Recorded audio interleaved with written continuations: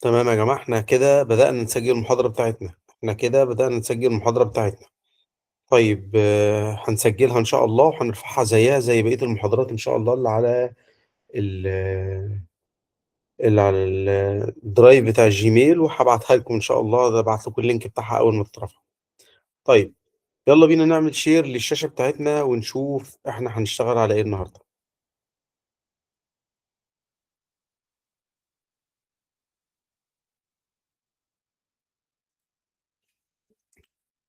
تمام، المفروض كده الناس شايفة الشاشة بتاعتنا، وهنبدأ فيها بشغل اللايت بورد وجزء نظري مهم جدا جدا جدا في الشغل بتاعنا. الأول احنا اتكلمنا على ال HTML.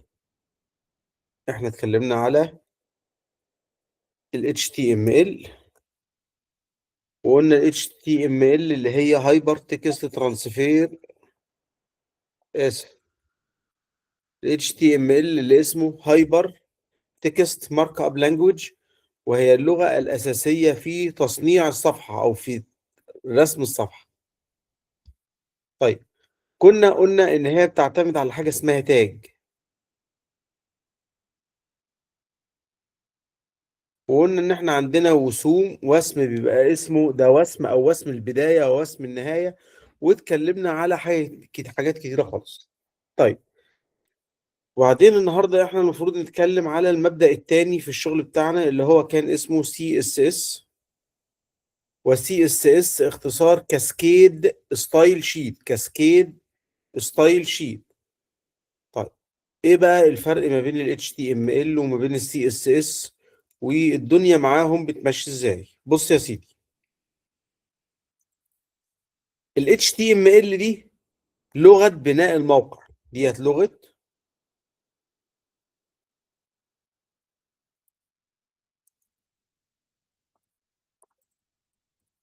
بناء الموقع. يعني ايه برضك؟ بص يا سيدي، لو انا دلوقتي عندي شقة او عندي بيت، البيت ده وانا بنبني فيه ايه؟ اول حاجة انت بتحط الاساس بتاعه، وتطلع بالعواميد، وتحط السقف، وتقفل بالطوب. تمام، بنيت شقة فوق شقة فوق شقة. ده كده بناء الموقع بتاعك. تمام، ده بناء الموقع اللي هو الايه؟ الاساس. اساس الشيء، من لو احنا بنشبهه ببيت، يعني انا لو بشبه الكلام ده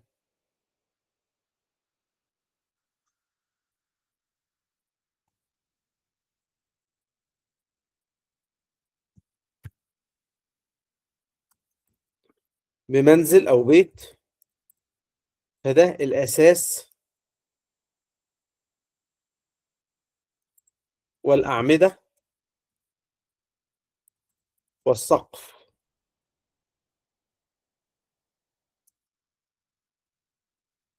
طب انا دلوقتي بنيت بيت، حطيت فيه يا سيدي اساس، هل ينفع كده اسكن فيه؟ لا طبعا، ده انت لازم بقى تحط له ديكورات. هنا بقى السي اس اس دي هي ديت بقى ايه؟ الشكل الخارجي، اللي هي مثلا احنا هنحط فيها ديكورات وستايلات وهكذا. مثال تاني ممكن يشبه لك ال HTML وال CSS زي ايه؟ زي ايه؟ بص كده، لو انا دلوقتي بتكلم عن بني ادم، بني ادم كده زيي وزيك، البني ادم ده عبارة عن ايه؟ عبارة عن هيكل عظمي.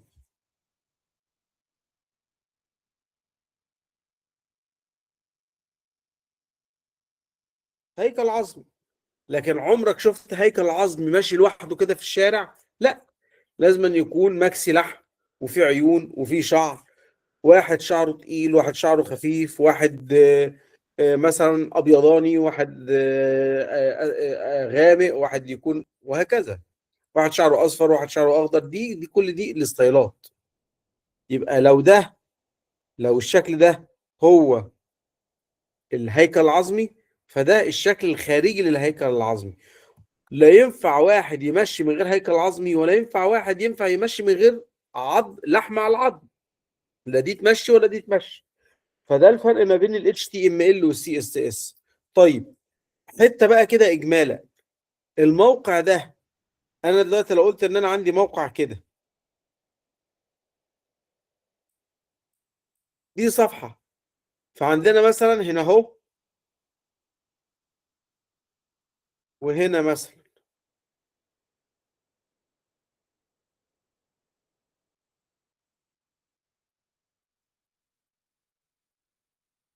الموقع حاجه عامله كده. هنا مثلا حاطين لوجو واسم الموقع، وفي الحته ديت حاطين شريط عامل كده،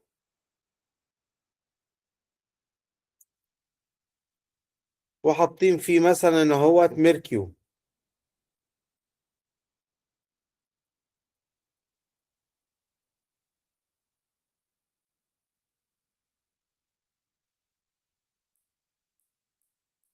قلنا يعني ايه بقى ميركيو؟ هو بيعمل الشريط المتحرك. تمام يا استاذ محمد سمير صديقي العزيز. حبيبي يا باشمهندس، ربنا يبارك استاذ فيك. محمد سمير صديقي من ايام الطفوله. الله يكرمك، شرف لينا يا افتخر يعني. باشمهندس والله. الله الله يكرمك يا حبيبي. يكرمك، شرف لينا. الله يكرمك يا حبيبي. تمام. فزي كده الاستاذ محمد سمير صديق الطفوله بتاعي ما قال ان الميركيو ده شريط متحرك. تمام. وهنا هوت مثلا انا ممكن نحط ايه؟ دفايه متقسمه كده. او احنا لسه ما خدناش يعني ايه ديف. فقلنا مثلا ممكن نحط هنا الهوم، وممكن نحط هنا النيوز، وممكن نحط هنا مثلا الاباوت اس، وهكذا. ده كده الشكل ده. قال لك الموقع ده بيتقسم لحاجه اسمها، ركز معايا في الحته دي لانها حته مهمه جدا، لحاجه اسمها ديف.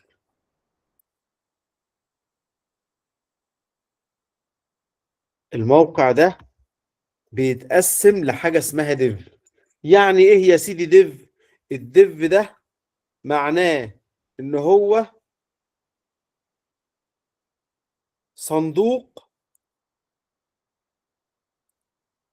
يحمل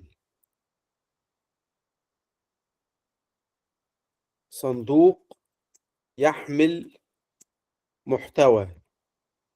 يعني كل حاجة في الموقع هتتحط جوه ديف. ايوه. يعني لو فتحت معايا اي موقع في الدنيا، وليكن مثلا موقع مصراوي دوت كوم،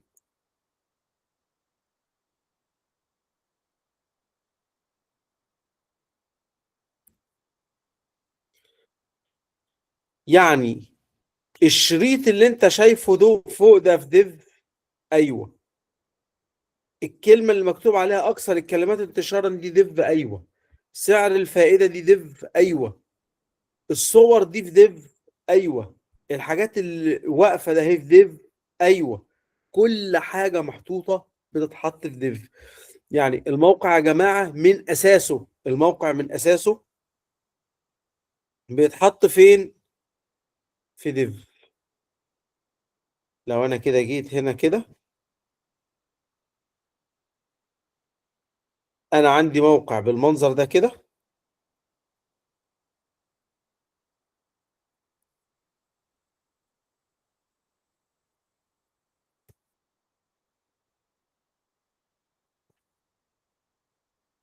لو أنا عندي موقع بالمنظر ده كده، الحتة اللي فوق دي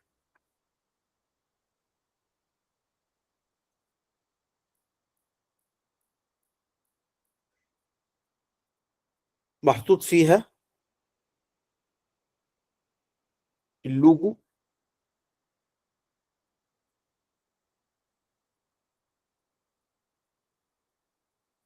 واسم الموقع.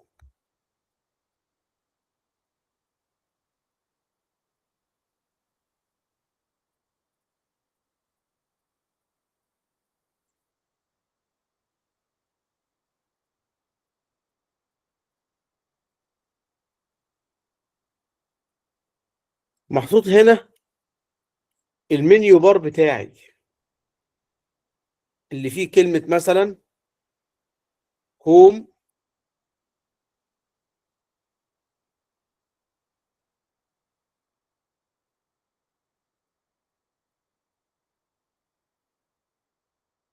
وفي كلمة نيوز،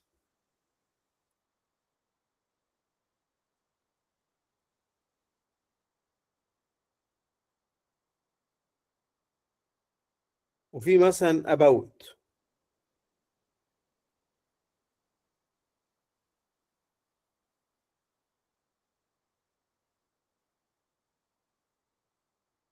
وهنا الجزء ده كده مثلا فيه صورة أو سلايدر متحرك،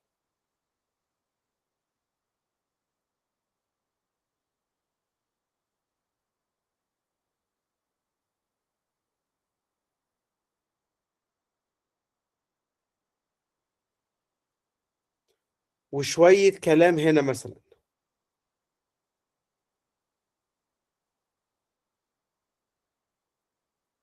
وهكذا. كل حاجة من الحاجات دي هتتحط في ديف. الموقع الرئيسي ده من هنا لهنا ده كده ديف.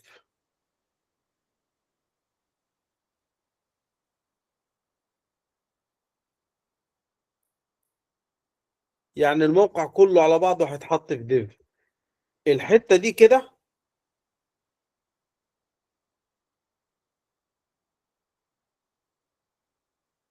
عبارة عن ديف،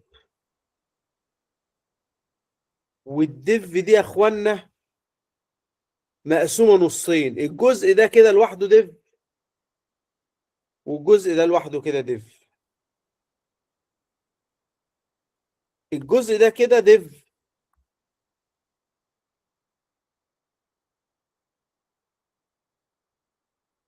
ومقسوم 3 ديفات. دي ديف،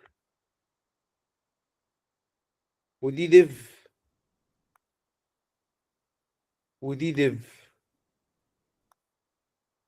يعني بالمختصر المفيد كل حاجة جوه الموقع هتنقسم إلى مجموعة من الديفات. الديف دي هي الأوض الفاضية اللي احنا هنحط لها الشكل بتاعها جوه السي اس اس. حد يا جماعة مش فاهم الكلام ده؟ طب جميل، يلا بينا نعمل الصفحة بتاعتنا النهاردة.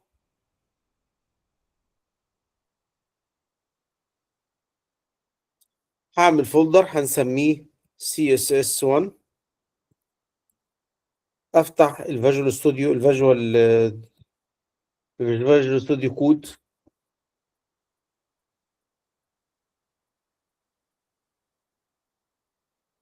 قبل بس ما هفتح الفيجوال ستوديو كود هفتح الملف بتاع السي اس اس الفولدر، واعمل كده ملف اسمه سي اس اس، او فولدر اسمه سي اس اس، اسف. وفولدر تاني هنسميه اي ام جي زي ما بنشتغل. فولدر تالت هنسميه جافا سكريبت. ويلا بينا نفتح الملف بتاعنا.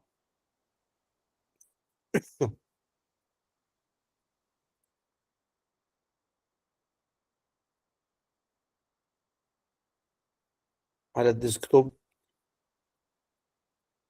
واقول له سي اس اس 1، واقول له سيلكت فولدر. بص يا سيدي،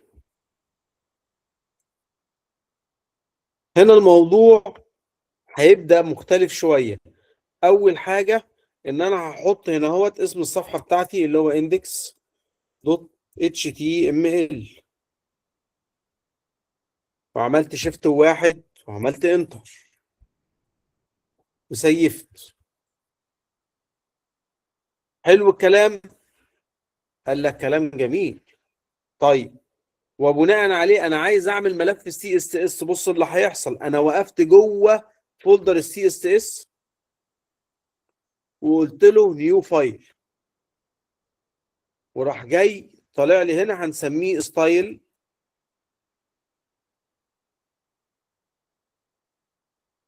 دوت سي اس اس. مش مهم اسمه يبقى ايه، ممكن نسميه ستايل دوت سي اس اس، اسميه احمد دوت سي اس اس، اسميه عفريت دوت سي اس اس، براحتك، بس اهم حاجه دوت سي اس اس.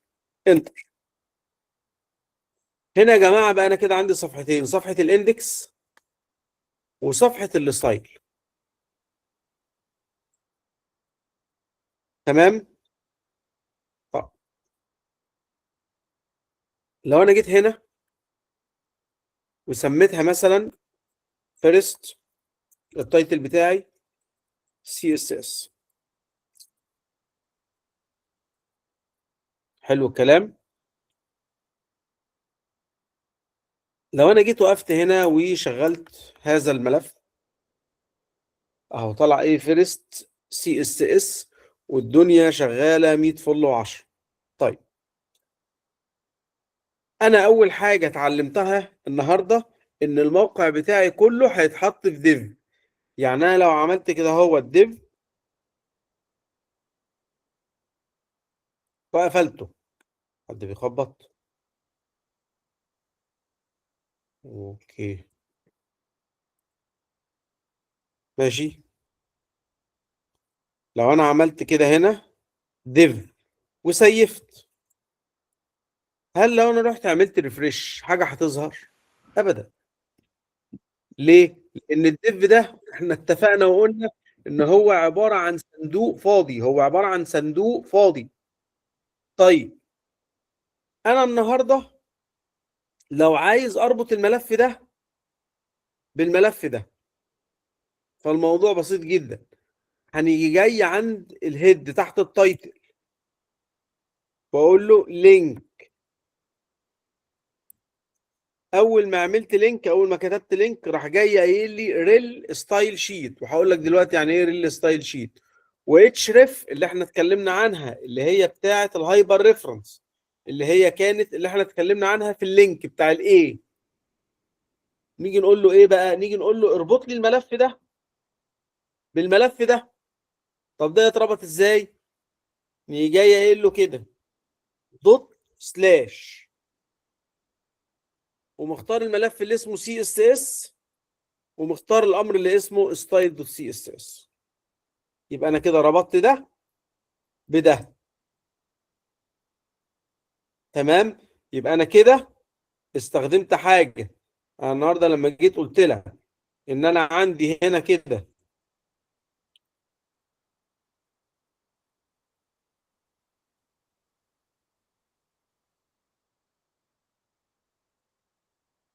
ده ال HTML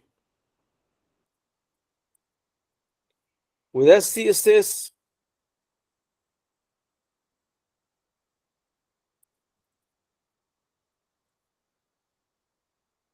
احنا قلنا هنحط هنا البناء وهنحط هنا الستايل.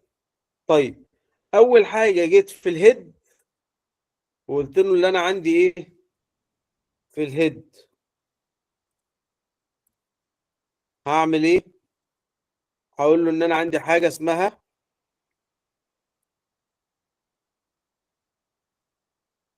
لينك href تساوي، رحت جاي عامل كده هنا دوت سلاش سي اس اس سلاش ستايل دوت سي اس اس. وبعدين رحت جاي قايل له ريل ستايل شيت، ورحت جاي ايه قافل.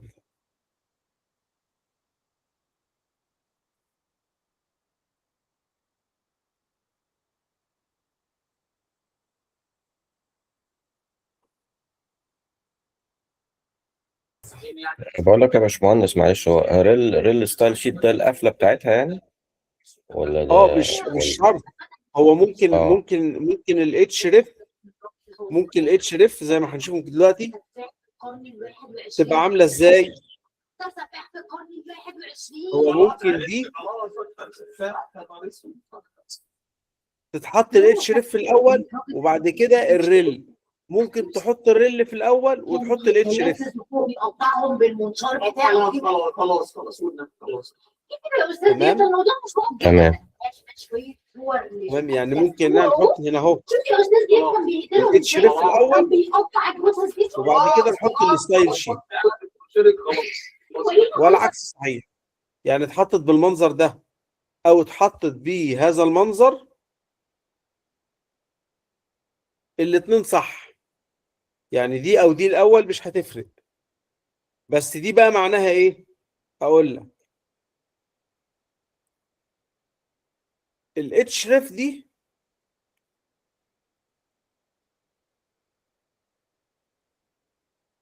دي كده المكان.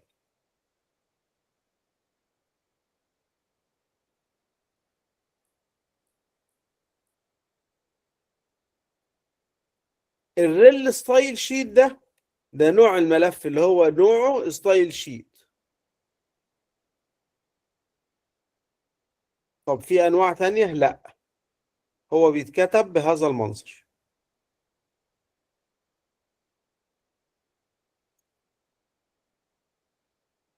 يبقى سواء اتكتب كده او سواء اتكتب او اتقلبت، دي جت مكان دي ودي جت مكان دي، ولا هتفرق اي حاجه، مش فارقه اي حاجه خالص.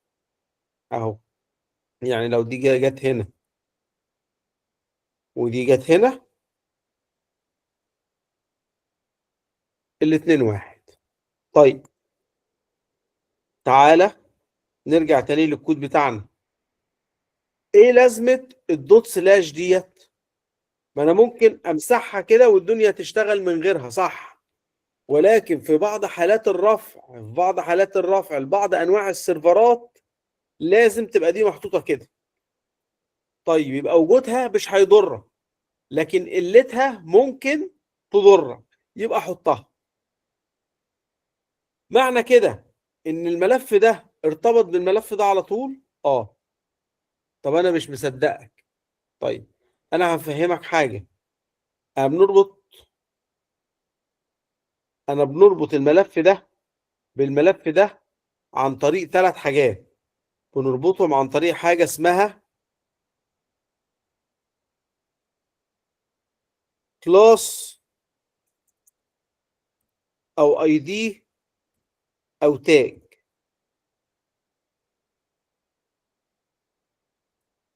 احنا بنربط الملفين عن طريق ال3 حاجات دول. يعني انا لو وقفت هنا كده وعايز اربط التاج اللي اسمه بادي،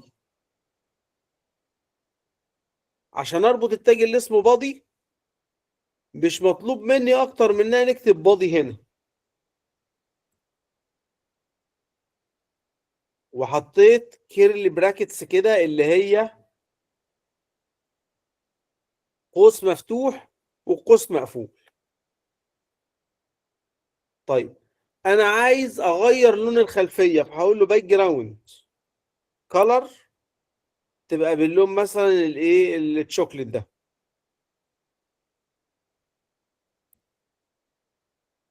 وكنترول اس عشان احفظ. يعني البادي ده كده اوتوماتيك اتربط بالبادي ده كده؟ هو بيتربط اوتوماتيك بالبادي ده. طب تعالى يا عم وريني. بص كده لو عملت ريفرش، الموقع لونه اتغير اهو، لون الخلفيه اتغيرت تماما للموقع. ايه ده؟ بس انا ما كتبتش الكلام ده جوه ال HTML. هو ملهوش دعوه، هو بيكتب الستايلز هنا، يعني الاشكال هنا وهنا. انا بحط البناء بتاع الموقع بتاعي. حد يا جماعه مش فاهم الكلام اللي احنا بنقوله ده؟ اللي مش فاهم يتفضل مشكورا ويقول. هو انا اللي انا فهمته كده يا باشمهندس ان احنا يعني بنربط الاتنين ببعض، وبعد كده بنربط نقطة نقطة جوه ببعضها، صح كده ولا انا فاهم بالظبط، غلط؟ كلام صحيح اه 100%. كلام صحيح 100%. احنا بنربط الملف الاول ككل احنا بنربط الملف الاول ككل، وبعدين بنربط ديف جواه او تاج جواه. تمام. تمام. طيب عشان نوضح الكلام ده، تعالى نربط الديف دي بالستايل ده. بس عشان بقى نربطها، احنا عشان نربط الديفات ديت بنقول له حاجه من الاثنين: يا بنربطها بكلاس يا بنربطها باي دي. خلينا نربطها بكلاس، مفيش فرق كبير ما بينهم في الاول. خلينا نربطها بكلاس. هنيجي نقول له هنا كلاس، وليكن مثلا اسمه div 1. يبقى انا كده عملت كلاس اسمه div 1. ممكن تسميها اي حاجه، ممكن نسميها ايه مثلا، مفيش هتفرق. تعالى بقى على الستايل، وعايز اقول له اربط لي الديف دي بالايه، بالكلاس ده. اقول له سهله، انا كنت مسميها هنا ايه نيجي قايل له دوت لا، اشمعنى حطيت هنا دوت دي اللي هي النقطه اهي. اشمعنى حطيت هنا دوت؟ لان دي كلاس. طب التاج ما بيتحطش قبليه حاجه، الكلاس بيتحط قبليه ايه. طيب انا يا عم عايز ادي خصائص بتاعتي للديف دي، اقول له مثلا اديني اعمل لي ويتس 300 بكسل. ايه البكسل ده؟ بكسل يعني نقطه. والهاي بتاعتي اقول له مثلا خليها كمان 300 بكسل. والباك جراوند كلر بتاعت الديف دي وليكن مثلا خليها ريد. بص كده، لو انا سيفت وجيت عرضت اهي، الدفايه اتحطت باللون اللي انا شايفه، باللون اللي انا عامله. طب انا عايز اعمل تحتيها كمان ديف بسيطه. نيجي جاي هنا كده في الاستراكشر بتاعي، وعامل هنا كده ديف مسميها ديف، واقول له دي هتاخد كلاس اسمه ديف 2 او دي 2 او دي بس، براحتك. وهكتب جوه الديف ديت احمد الحوفي. بص كده قبل ما تاخد خصائص الديف دي عامله ازاي اهي. لا، ما فين بقيه الديف؟ ما انت ما اديتلهاش اي خصائص. هي واخده ديف لكن هي مكتوب فيها احمد الحوفي وبس. طيب تعالى نديها خصائص. ماشي، انا مسميها ايه دي 2. دي ايه كلاس. رحت جاي قايل له ماشي يا عم، تعالى هنا كده وقول له دوت دي 2. دي هتاخد ويتس وليكن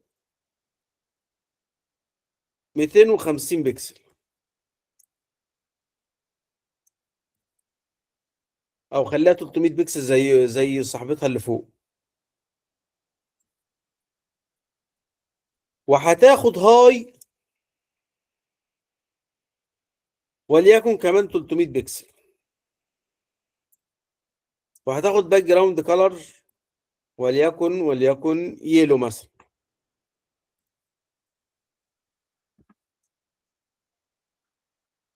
تمام. ثانية يا جماعة معلش، ادوني دقيقة واحدة.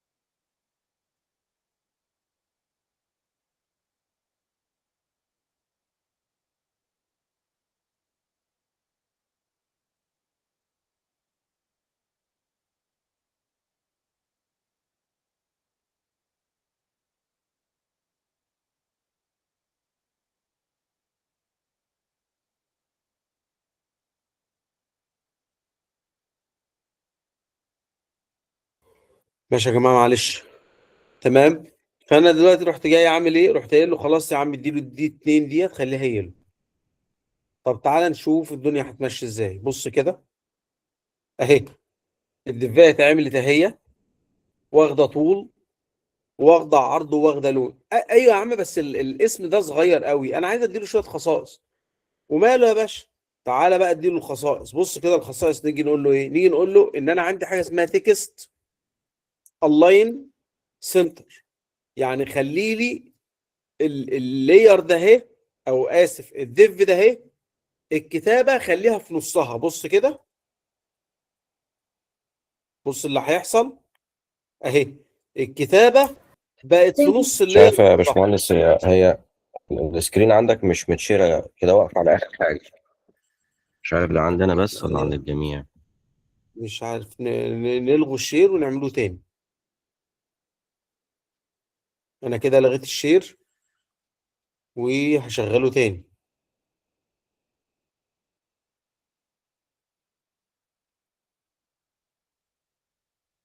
تمام كده يا جماعه، الناس شايفه السكرين بتاعتي؟ بدأت تظهر. تمام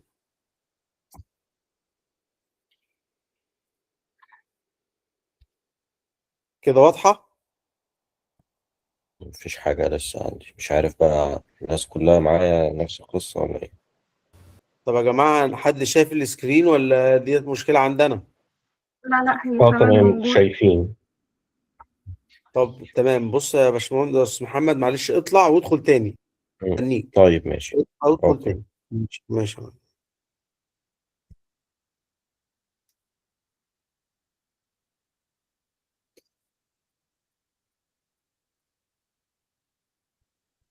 ثواني يا جماعه، بس زميلنا يدخل ونبدأ مع بعض تاني.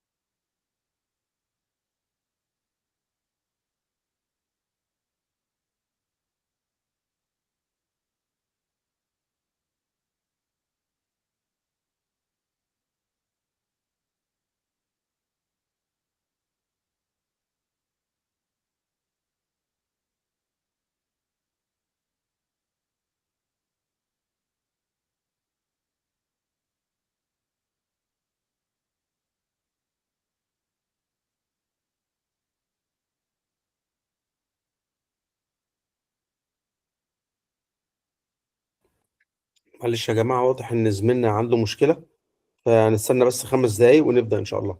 تمام، بس يعني واضح إن زميلنا عنده مشكلة، فثواني معلش.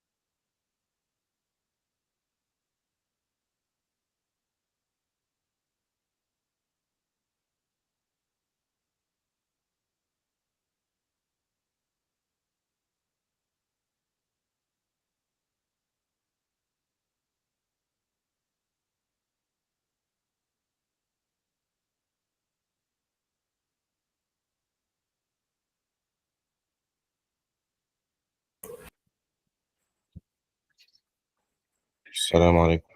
معلش يا باشمهندس، كان في مشكلة صغيرة عندي. ولا يهمك يا باشا، كنا في انتظارك، يلا بينا نكمل. تمام. طيب احنا كنا وقفنا لحد فين؟ كنا وقفنا لحد هنا تكست الاين سنتر. يبقى انا كده لما جيت قلت له تكست الاين سنتر، يبقى انا اتحكمت في حجم في التكست الالاين اللي هو المحاذاه، محاذاه النصوص. بص كده معايا، لما عملت ريفريش جت الكلمه في النص. طب افرض انا عايز اكبرها شويه، سهله. هي جايه قايل له هنا هو فونت سايز. فونت سايز نيجي نقول له مثلا خليها 25 بكسل. تعالى كده نعمل ريفريش. طيب هنا بقى في حتة مهمة أنا هتكلم عنها في العلاقة أو المسافات ما بين الدفات. المسافات ما بين الدفات ديت بيبقى حاجة اسمها ميرجن. يعني أنا لو عايز أبعد الدف الأولانية دي، الدف التانية دي، عن الدف ده أهي، يبقى أنا عندي حاجة اسمها ميرجن. لو أنا جيت هنا كده قلت له ميرجن توب، وليكن مثلا 30 بكسل أو خليها 50 بكسل، إيه اللي هيحصل؟ اللي هيحصل يا جماعة إزاحة للدف دي. الدف دي هتنزل لتحت 50 بكسل. تعال نشوف ازاي. بص كده، هسيف واعمل ريفرش. بص الدف دي نزلت لتحت اهي بمقدار 30 بكسل. طب افرض انا عايزها تروح ناحية اليمين، يبقى دي هتعمل لها حاجة اسمها ميرجن ليفت. اقول له مثلا اعمل لها ميرجن ليفت 60 بكسل. بص كده معايا،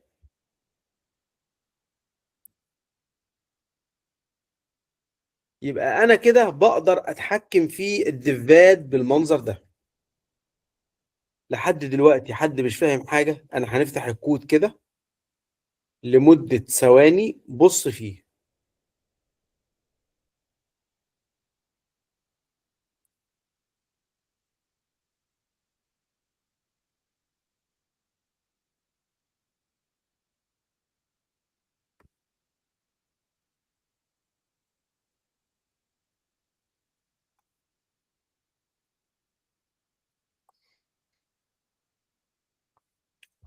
اللي مش فاهم حاجة من الأكواد المكتوبة دي يا جماعة يقول.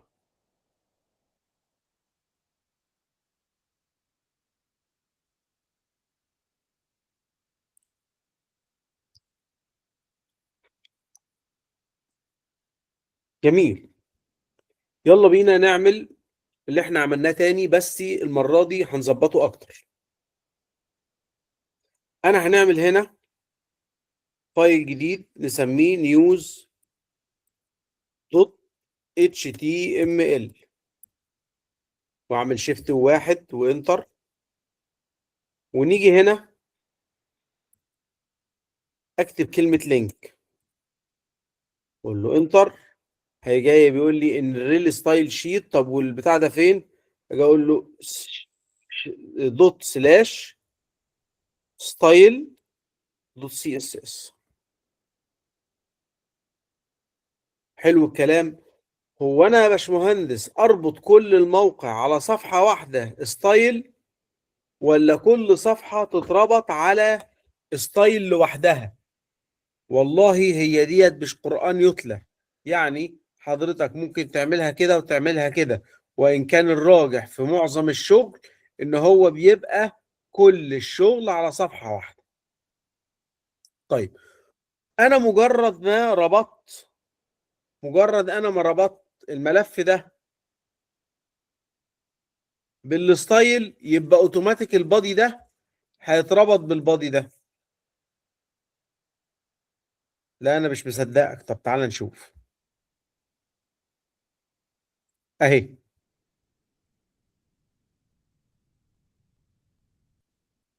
طيب خدها قاعدة، الموقع كله يا جماعة بيتحط في ديف أساسية، يعني الموقع كله بيبقى في ديف واحدة.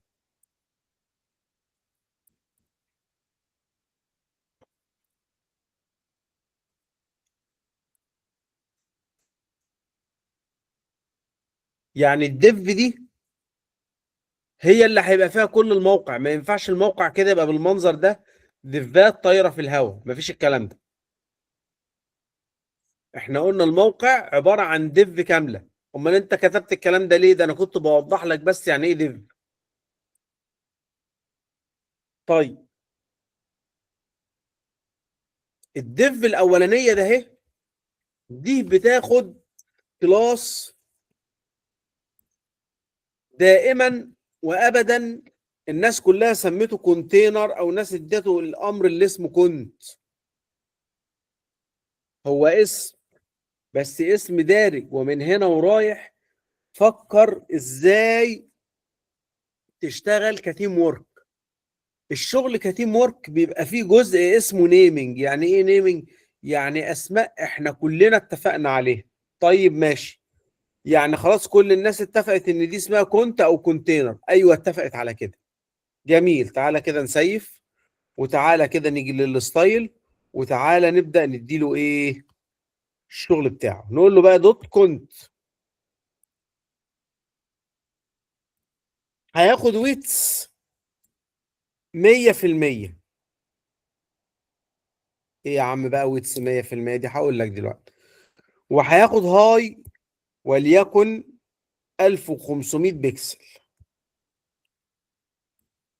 وهياخد باك جراوند كلر وليكن مثلا اللون البراون ده، بلاش البراون ده، اللون ده.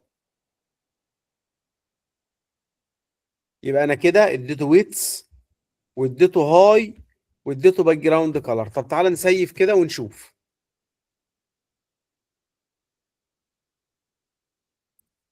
اهو، يبقى الموقع بتاعي كله هيبقى باللون ده، وده ال 1500 بكسل. طب ايه بقى ويتس 100%؟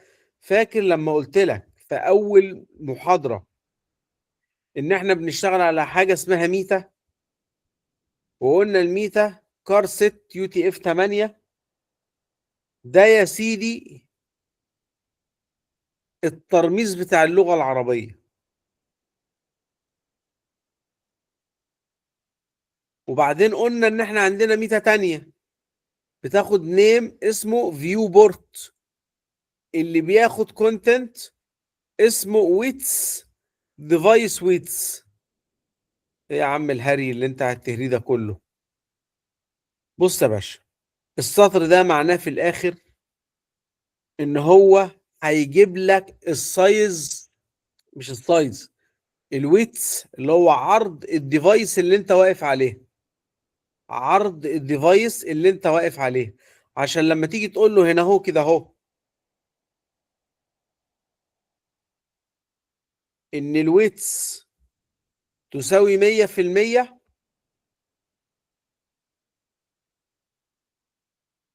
يبقى ده اوتوماتيك خد الويتس بتاع الديفايس. يعني ايه ديفايس؟ الشاشة اللي انا فاتحها. يعني لو فاتح قد الموبايل هتلاقي الشاشة قد الموبايل. لو فاتح على شاشة 14 مثلا زي اللي انا فاتح عليها ده اهي، هتلاقي الويتس على شاشة 14. لو انت فاتح على شاشة لابتوب كبيرة هتلاقي على قد شاشة اللابتوب الكبيرة ديت، كده معناه ويتس 100%.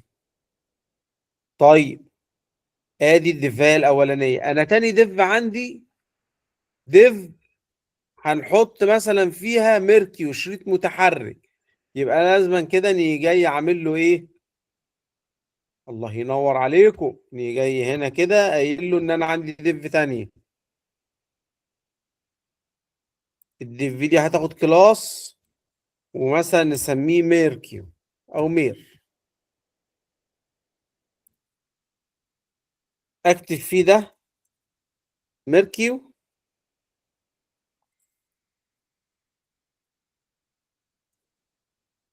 وليكن مثلا لاست نيوز.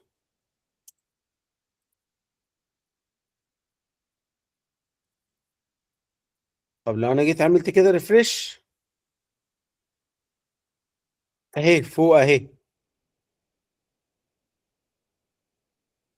طب انا عايز اكبر الخط عايز اكبر الخط، عايز اغير اللون، عايز ادي للويتس دي مساحة، للديف دي مساحة. تعالى جاي كده هنا نقول له ان انا عندي ديف اسمها مير،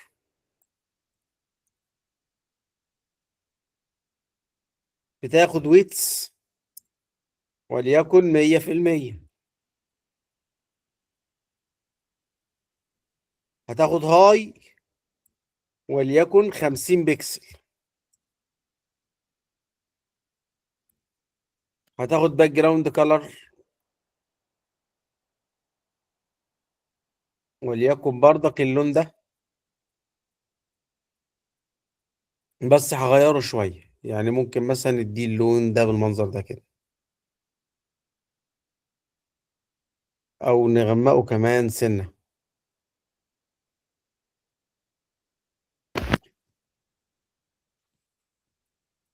تمام.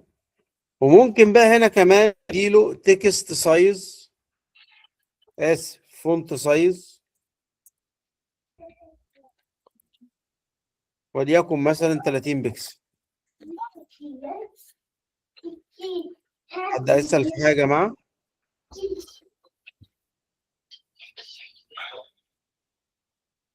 حد محتاج يسأل في حاجة؟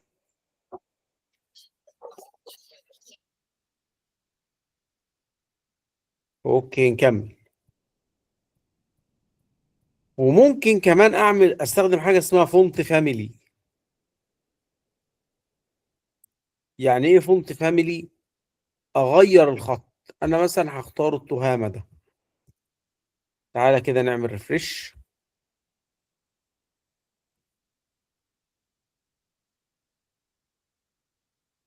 بغض النظر هو حلو ولا وحش انا ما يهمنيش، انا دلوقتي ما بتكلمش على تنسيق الالوان، انا دلوقتي بتكلم على الاستراكشر بتاع بناء الموقع. تمام. طب افرض انا عايز احط كمان تحتيها ديف، جايه ايه يا عم اعمل لي كمان ايه ديف كده تحتيها.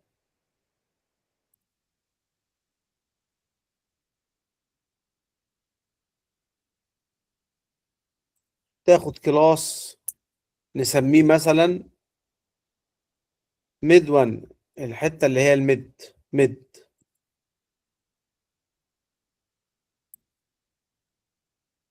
ومثلا انا مش عايز الميد دي تاخد حاجه خالص، عايزها تاخد صوره، فهنيجي نقول له ايه، بس انا ما عنديش صور هنا، فثواني نجيب بس صوره نحطها على الايه.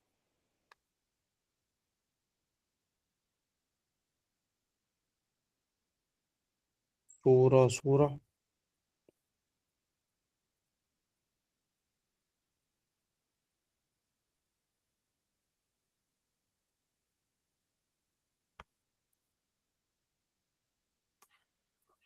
تمام.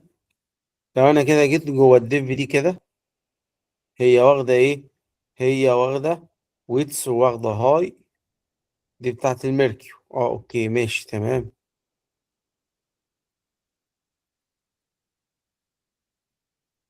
انا عملت ديف جديده هنا اهوت سميتها ميد، وهحط لها اي ام جي اس ار سي بتاعتها تبقى مثلا ايه، تبقى مثلا دوت سلاش سي اس اس ستايل دوت سي اس اس. ايه يا عم اللي انت كاتبه ده، معلش انا اسف. دوت سلاش ايمج الصورة دي. يعني انا لو جيت عملت كده ريفرش هتلاقي الصورة كبيرة. لا الصورة دي كبيرة اكتر من اللازم وانا عايز اصغرها. طب لو انا جيت اديت الستايل ده كده، اديت الصورة ديت من تعطيها هنا اهو، اقول له الدوت ميد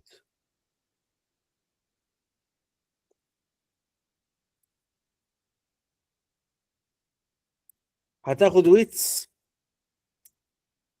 وليكن مثلا 500 بكسل، وهتاخد هاي وليكن مثلا 300 بكسل.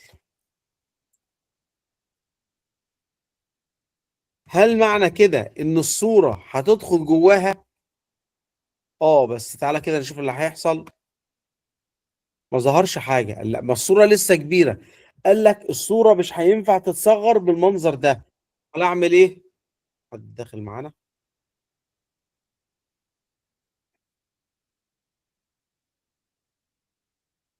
امال هعمل ايه؟ انا ممكن نيجي نقول له كده اهو، ان كل الصور اللي في الوسم اللي اسمه اي ام جي تاخد ويتس وليكن 500 بكسل، وتاخد هاي وليكن 300 بكسل.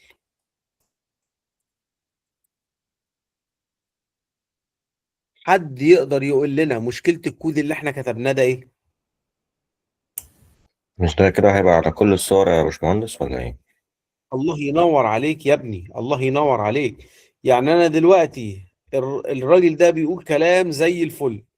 انا دلوقتي لو حطيت التاج ده هي اتأثرت الصورة دي، بس لو انا جيت حطيت اي صورة تانية في اي ديف تانية هتنزل بنفس الخصائص ديت. يعني انا لو جيت هنا اهو عملت ديف تانية كده تحتيها،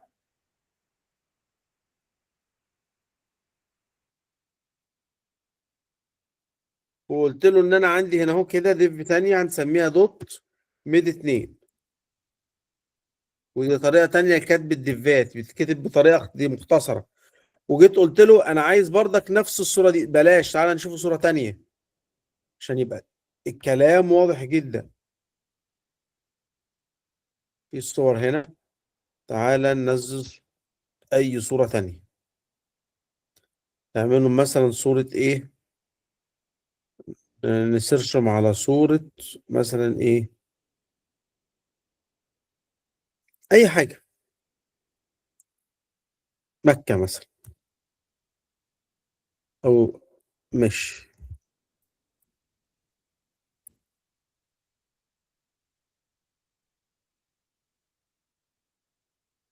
اي صورة. خدنا صورة كده،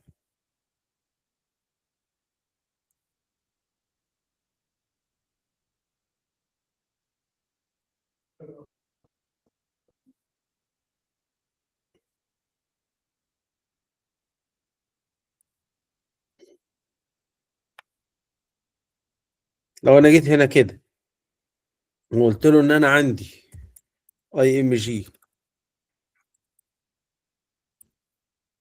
وحطيت الصورة عندي اهي،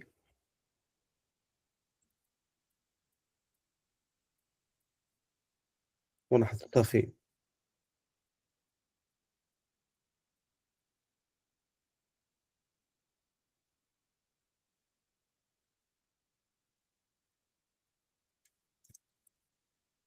اهي. بص كده اوتوماتيك الصورة ديت ايه اللي حصل فيها؟ هي نزلت في ديف لوحدها، بس اتأثرت باللي اتعمل في الديف اللي فوق. قال لا، طب هو انا منطقي ان انا كل الديفات تبقى واخده، كل الصور تبقى واخده نفس الستايل؟ طبعا لا. طب ايه الحل؟ الحل بسيط جدا. الديف دي اسمها ايه؟ دوت ميد 1. نيجي جاي واخد الدوت ميد 1 ده كوبي، او دوت ميد بس، رحت نيجي واخده كوبي، ونيجي جاي حاطه هنا بيست، واعمل مسافه.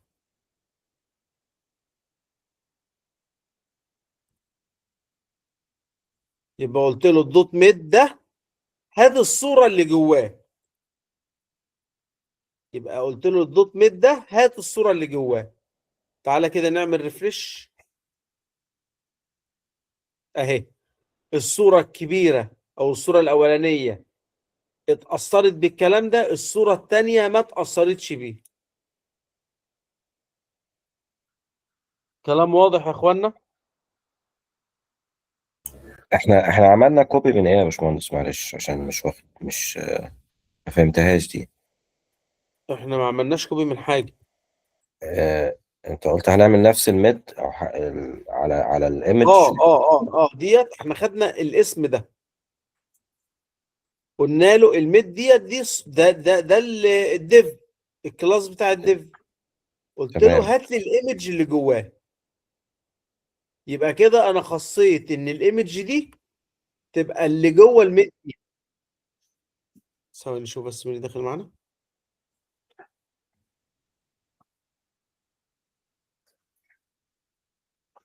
تمام، يعني هي كانت الاول عامله كده،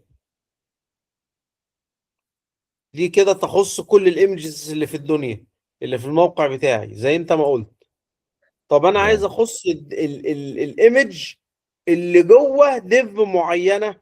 نيجي جاي اعملها له كده، نيجي جاي واخد اسم الديف ده كده، ناخده كوبي، ونيجي جاي قبله الصوره حطه بهذا المنظر كده. يبقى انا بنقول له ايه؟ هات الصوره اللي جوه الديف اللي اسمه ميد.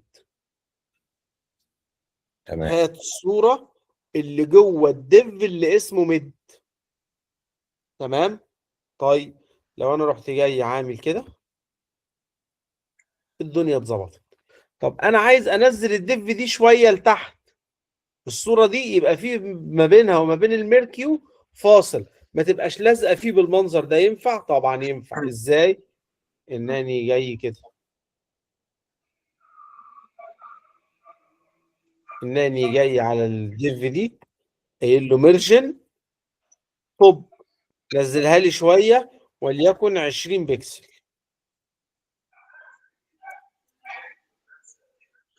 تعالى نعمل ريفرش اهي، نزلت المساحه دي اهي.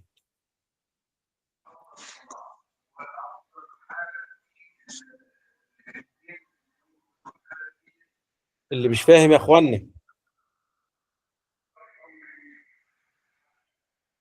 راجع كده الكود مع نفسك، واللي واقف في حاجه يقول.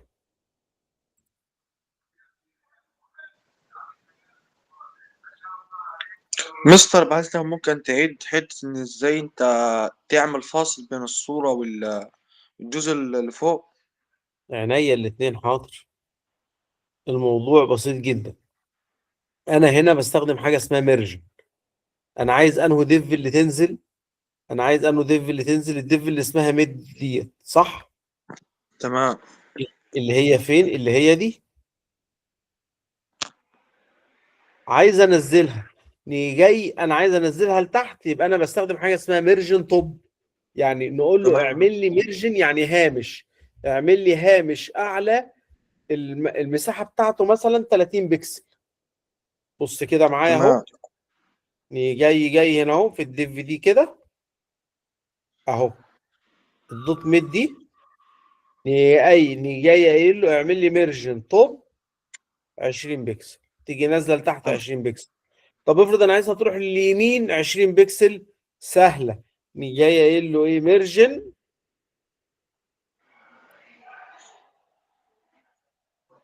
ميرجن ليفت.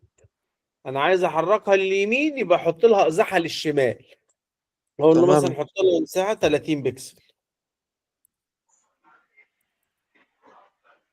لو انا جيت عملت كده ريفرش، هتلاقي الصوره مشت معاك للجنب 30 بكسل. تمام يا مستر.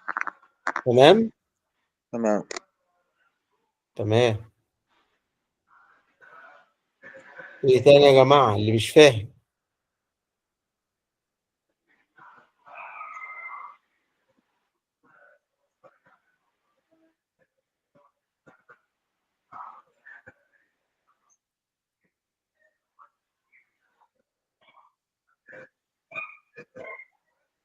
ايه اللي مش فاهم يا جماعه؟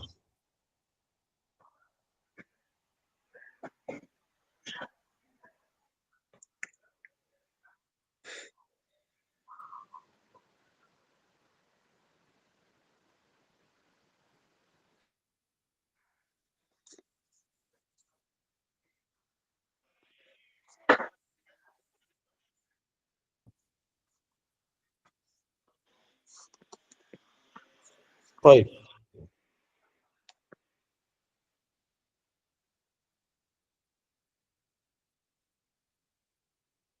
احنا هنكتفي بهذا القدر النهارده.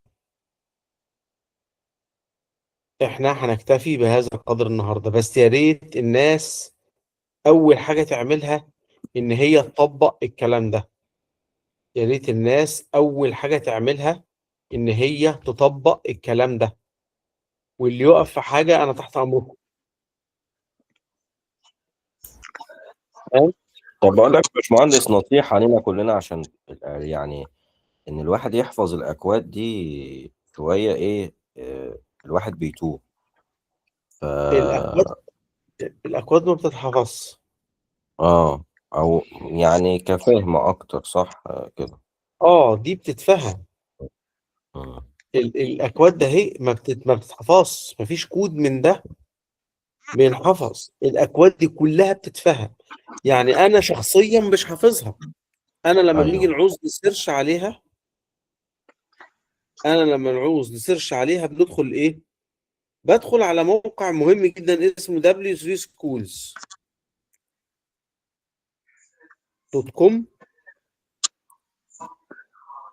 الموقع ده فيه جميع الاكواد اللي انت هتحتاجها اهو. ده من اشهر المواقع الخاصة بتصميم المواقع. جميل جدا. عليه CSS اهو.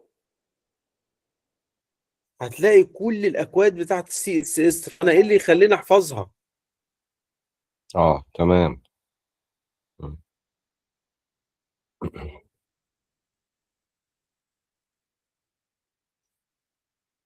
تمام. فده بيخليك.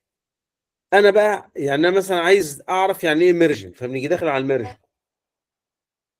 لما بدخل على الميرجن هو بيبدأ هنا بقى يشرح لك انا عايز اعمل ميرجن توب، انا عايز اعمل ميرجن رايت، انا عايز اعمل ميرجن بوتوم، انا عايز اعمل ميرجن ليفت. تمام. طبعا احنا بنحاول نلم الاساسيات كلها في المحاضرات دهية، ولكن طبعا أيوه. هو يصعب ان احنا ندي كل حاجة فيها صراحة يعني. أيوه. بس انا يعني المحاضرة الجاية هنشرح حتة مهمة جدا اسمها فلوت، وهحاول ان احنا نزود محاضرة زيادة. هو بس ايه ميعاد التلات ده هيبقى صعب، لان لو رمضان الاربع، كل سنة وانتم طيبين، أنت طيب. فهيبقى عندنا صلاة قيام يوم التلات. يعني لو رمضان الاربع هيبقى عندنا صلاة قيام يوم التلات. مظبوط. فانا بفضل ان احنا بدل ما المحاضرة بتاعتنا التلات تبقى الاثنين. وطبعا الرأي لكم. انا بالنسبة لي ممكن يبقى التلات، بس بعد ايه نأخرها شوية لو طلع رمضان، نأخروها متأخر شوية. تمام. ما أنا معاك يا باشمهندس، ما عنديش مشاكل، ممكن مع الناس برضو لو فلو هم انتوا عندهم. شايفين احنا لو انا شايف ان احنا نخليها الاثنين الساعة 8 في نفس ميعادنا احسن لنا. ده اللي انا شايفه تمام يعني. كده يا باشمهندس، فعلا يوم الاثنين هتبقى افضل من الثلاث. تمام. حلو. فده مثلا موقع فيه كل حاجة. يبقى انا نحفظ ليه؟ انا محتاج افهم. يعني الموضوع محتاج فهم. احنا الحفظ بتاعنا يا جماعة 0%. صفر. اوعى تعتمد او تفكر ان انا شخصيا حافظ. انا حافظ ايه؟ انا حافظ حاجات اللي بقولها باستمرار، او الحاجات الاساسيه اللي انا بشرحها كتير. لكن في حاجات انا لما بعوز اجيبها بجيبها بالسيرش. تمام. في اه حاجات لما انا بعوز اجيبها بجيبها بالسيرش، لازم تتجاب بالسيرش. ايوه، فهمت الفكره يا باشمهندس. تمام. تمام. بس افهم الاوت لاين بتاع الموضوع. افهم الموضوع كفكره، مش احفظ الموضوع ككود. الاكواد لا تحفظ يا جماعه، الاكواد لا تحفظ تماما. تمام. حد مش فاهم حاجه من اللي احنا قلناه؟ اوكي. انا هنحط كل الماتيريال، الحاجه اللي احنا اشتغلناها النهارده هحطها. طبعا انا مش عايز اتقل في محاضره النهارده. محاضره المره الجايه هتبقى اتقل شويتين، هيبقى فيها حاجات اكثر اهميه. بس ديت البدايه. تمام. هنخطط فيها موقع كامل ان شاء الله باذن الله في الشغل بتاعنا. يعني ان شاء الله هنعمل حسابنا ان احنا نخطط موقع كامل باستخدام CS2 او CSS2. تمام. ان شاء الله ان شاء حد الله. محتاج كل سنه حاجه وانت طيب مننا يا يا باشمهندس. جماعه؟ الله الله يكرمك. يكرمك. انت طيب يا حبيبي، الله يديك الصحه. الله يكرمك. الف سلامه.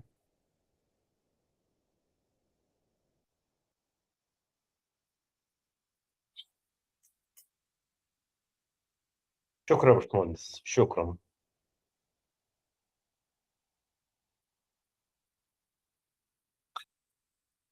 الف سلامه.